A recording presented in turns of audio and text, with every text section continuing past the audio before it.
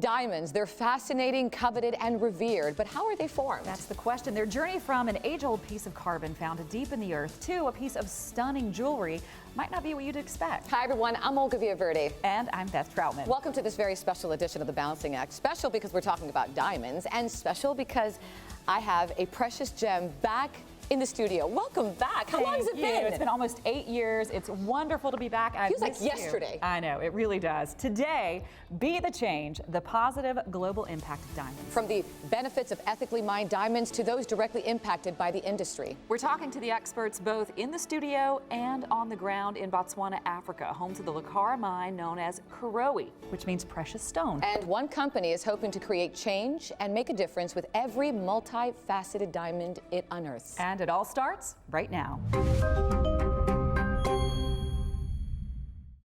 Diamonds truly are one of Mother Earth's simplest yet most complex forms of natural beauty, comprised of just one element, carbon. Diamonds are considered to be the hardest substance on Earth and derive their name from the Greek word adamas, which means unconquerable. Natural diamonds formed over billions of years ago, in some cases over more than 3 billion years. And joining us to educate us on all things diamond are representatives from Lucara Diamond Corp, William Lamb and Ira Thomas. Welcome to the show. Thank you. This is such a fascinating and such a fun topic. I mean, let's face it, we're talking about diamonds. This is spectacular.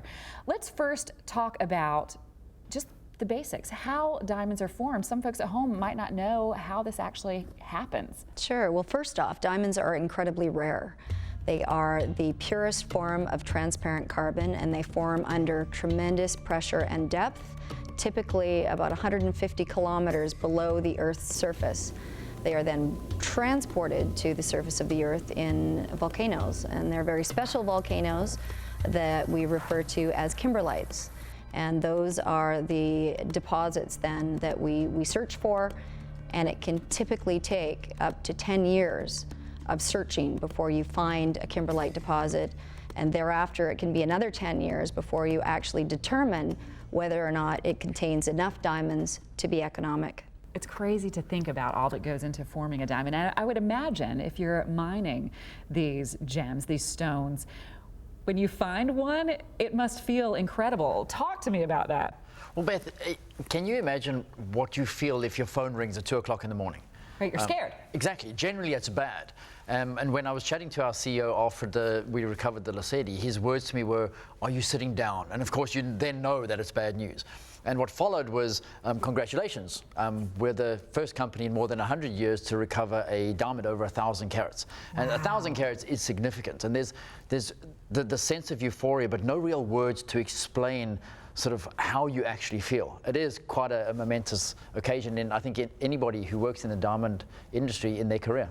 I would imagine your heart just beats a little bit faster. We actually have that diamond. Olga's going to show us that in just a few minutes, which we're super excited about. But let's talk about the process. It's a journey, quite a journey, from finding the diamond, from mining it, to what we see when we think of diamonds in our jewelry stores.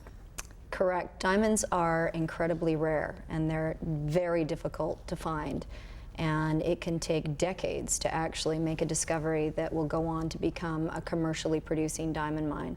So the process is very involved. We as geologists spend a great deal of time identifying areas to go and explore.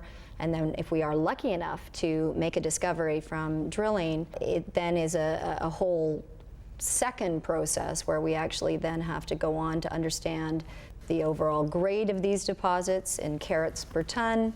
And then we have to understand the diamond value. And one of the things that I find incredibly fascinating with Lucara, you're not just about the corporate bottom line when it comes to diamonds. There's so much more about ethically mining diamonds and then affecting the entire community as well. Well, and that's a very good point, though. And our mine is in Botswana, and I think it's very important for everybody to understand that they are not our diamonds. Those are Botswana's diamonds. We're there just as a facilitator to extract the value, provide our experience to be able to add value back into the country. And if you look at Botswana, there's it's most probably the perfect model where mining has actually made an enormous difference to the overall economic situation within the country. But on a micro level, the impact that we have within the local communities in which we operate, it's vitally important for us to make sure that there are sustainable skills left when we leave. And we have a grant program where we call it KEEF, the Clara Emerging Entrepreneurs Fund, where we have grants which are being provided to sort of very business-orientated people. And it's through that process we can actually then encourage additional businesses outside of the mining, which will be there long after we're gone. You both are just a wealth of knowledge. Thank you so much for joining us this morning. It has been an absolute pleasure chatting with you. Now, we actually have more on what William was just chatting about coming up in just a little bit after the break. But right now, Olga is over here with some of these spectacular gems. Take a look at this, Beth. Wow. I mean, I really got the great segment of having these beautiful gems in front of me, right? Right. And I have two special guests who are going to talk more about diamonds and synthetic diamonds as well. I'm joined by Stephen Lincoln of the Lucara Diamond Corp. And of course, Karen Rentmeesters of the Antwerp World Diamond Center. Good morning to both of you. Good morning. Stephen, let me start with you. You know, diamonds are truly multifaceted. I mean, what I heard over there, they're just amazing. When you're looking into diamonds and you're looking into evaluating one, there are 4 C's, right? Yes. Where you need to consider before you get one. What are they? Yeah, so you've got the cut, you have the clarity, and you have the color, and you have the carat weight, of course. Yes. Which is important as well. Absolutely. I know you brought some fabulous diamonds. Yes, that unfortunately, you have from they're the not mine. real. They're not real, but let's pretend they were. Tell me about this. Absolutely. So we've got 3 amazing recoveries we had at Lucara. The first one is, this is 342 carats. It was found in the rough in 2015. Wow. Wow, and this was sold for $20 million. 20 million. Yeah. It actually was known as the Garden of the Kalahari, became the Queen of the Kalahari, and it was actually worn at the Oscars by Charlize Theron last year at the Oscars. Okay, and here a little bigger now? Well, this one is something else, $63.1 million. How many carats? 813. It's too big for your finger. Too big for my entire hand. And finally, which by the way, I do want to mention that it is my birthstone, so I'm going to look at this remarkable one now, which I will never be able to possess. Yeah, the wonderful Lascedi Larona, which translates to our light. Found 1,109 carats. So in total, you're looking at $130 million. And did you know actually, out of this $130 million, we give back to Botswana 55% of that revenue. Which is the To the people of Botswana, 55%. Which is such an important point to talk about, Karen, because you and I were talking about it a few minutes ago while they were discussing diamonds, and that's the fact that when you buy the real deal, you're giving back rather than maybe purchasing a synthetic one. Tell me the difference. Well, the difference between synthetic diamonds and natural diamonds is one, what we talked about. Every diamond is unique. A synthetic diamond is grown in a lab, so they just roll out the factory. And they're all the same. They're all the same. So if you want something truly unique, you have to go for a natural diamond. And the biggest important difference is the impact, like you said, that it has on a community. A country like Botswana was one of the poorest countries before diamond industry actually was started there, and now is one of the most thriving countries on the continent. Every child in Botswana until the age of 12 gets free education because of the diamond industry. People are employed because of the diamond industry. And I think that's something that, if you buy a diamond piece of jewelry, you have to know that you leave an impact. You know, you make a difference in the lives of many people around the world. And they're an impact on your life as well, because my grandmother gave me this one when she passed on, and she wore it with my grandfather for 60 years, and it's unique, and it was hers, and now it's mine, and I can pass that on. Yes, because this was here long before you were born, and it can be there long after you're born, and maybe 5 or 10 generations from now, someone within your family receives that unique, one-of-a-kind diamond that has made an impact on so many people's lives and around the world. So that's a great thing. And it makes a difference. Well, you two are staying here. All of our guests are actually staying with us throughout the morning. More to come on diamonds, so stay with us. Don't go away.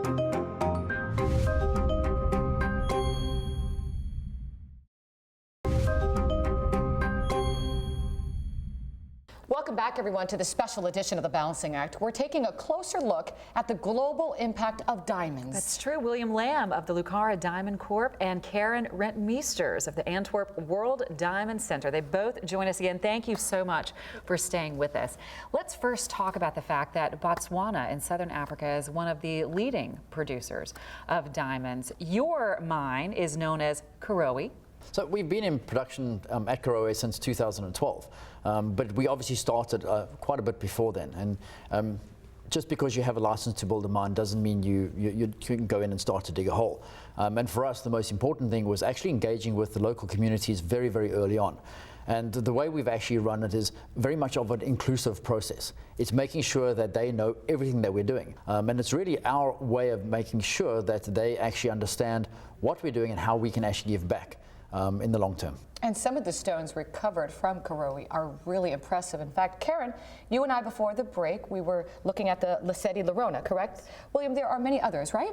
Yeah, one thing that characterizes the Karowe mine is our ability to recover large type 2A stones. And we innovated technology previously not used in the diamond industry, but that's actually led to the recovery of some very, very high value stones. And to date, we've recovered 148 stones, which we've sold for more than $1 million.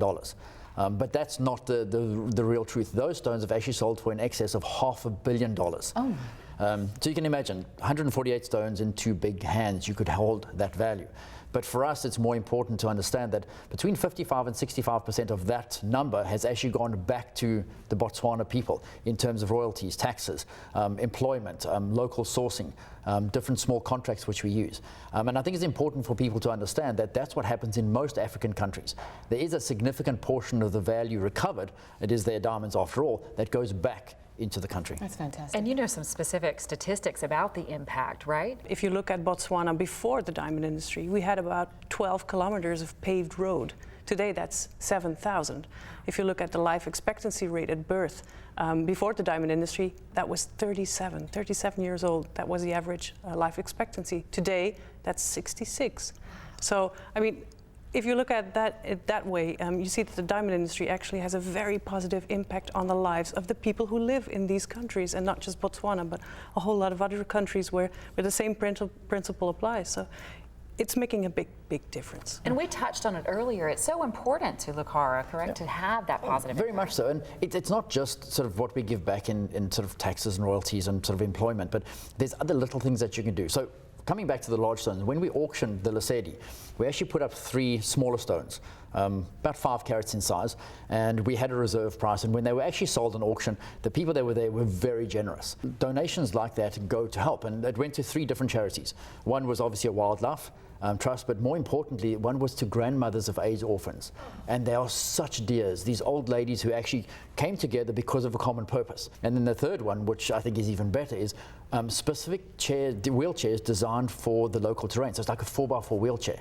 And you get to see these people and the joy on their faces when they can actually have that mobility. And that's where we get a lot more sort of just that warm feeling.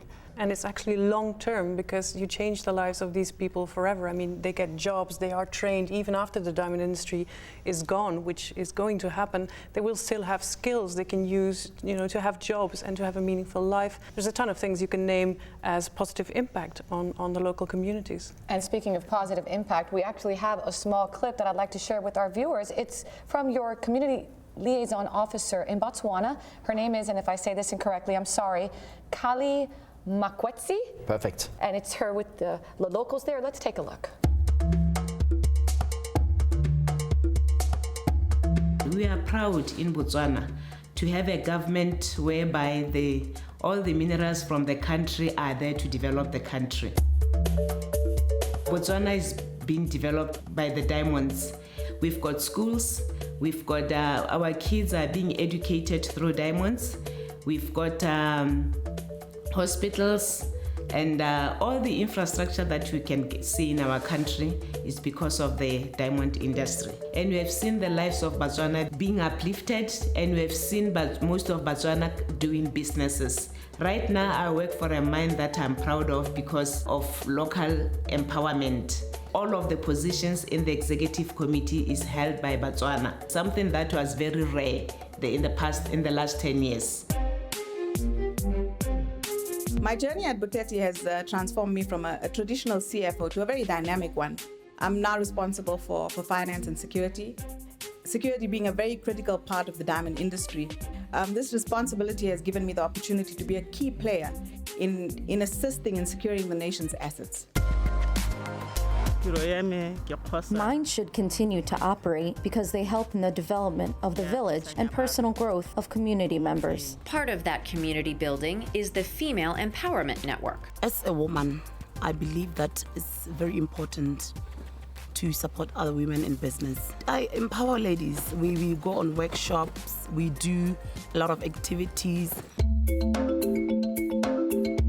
I'm a woman who started a business in a male-dominated industry. This means nothing is impossible. If we all work together, there's nothing we can't do. Social corporate responsibility helps the disadvantaged people. It also boosts the morale of their workers, understanding very well that their companies are not only for profit margins, they're there to uplift the people from poverty. I mean, that's fantastic. Right? You see it right there. It's like Gandhi said. It's one of my favorite quotes. Be the change that you want to see in the world. Exactly. Just a quick thing about Carly. She, a few years ago, won the President's Award. Just for the work that she'd actually done with sports. She actually played national team netball. Oh. And she's worked a lot with females or ladies in country, trying to empower them as well. And it's not just that we target a certain sector, we're trying to look at the broader scope of the entire population as what we can. What great stuff. Yes. Thanks so much to her. God bless her, and just great information. Yes, thank you. I said this earlier, just such a wealth of knowledge. It's so fabulous. So much I didn't know, and we have so much still ahead, right? That's right. Stay with us.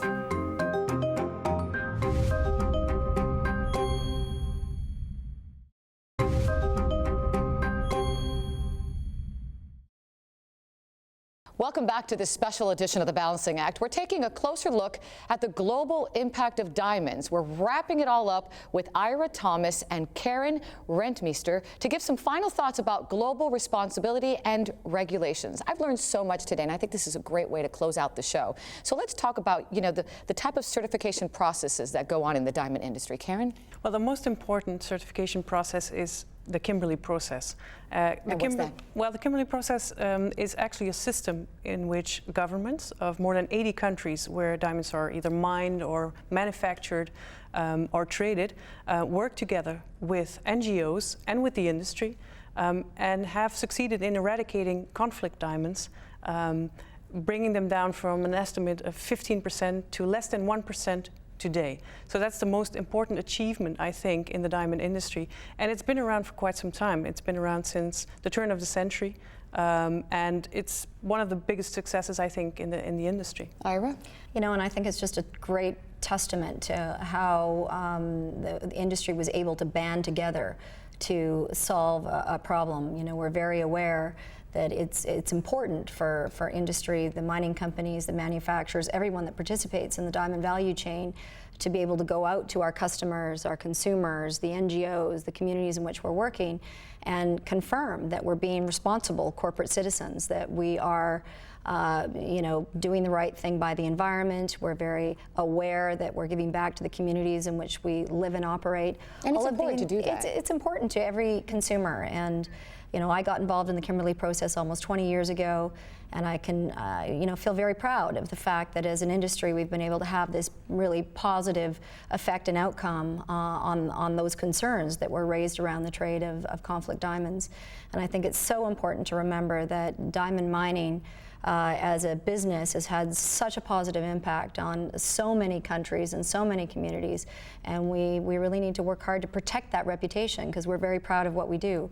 And one thing with Lucara that we've done in the last while, we've recently acquired a company called Clara Diamond Solutions. And Clara is a digital platform that's going to transform how diamonds are actually sold.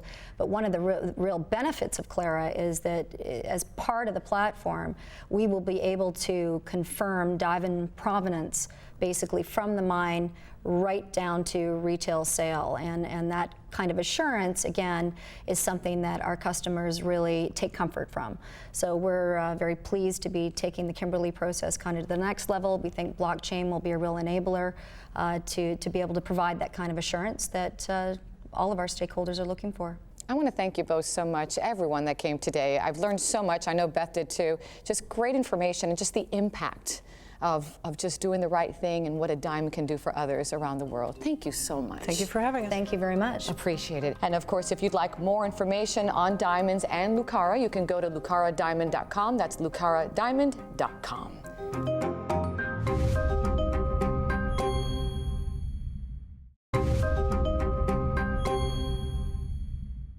Thanks so much to all our guests for joining us today and helping us shine a light on one of Mother Nature's most fascinating creations, the diamond. So cool. Now, for more information, all you have to do is check out our website, thebalancingact.com. We'll see you next time. Wouldn't this look great right here? Look. Right. Oh, yours is bigger. I ordered this one. Fantastic.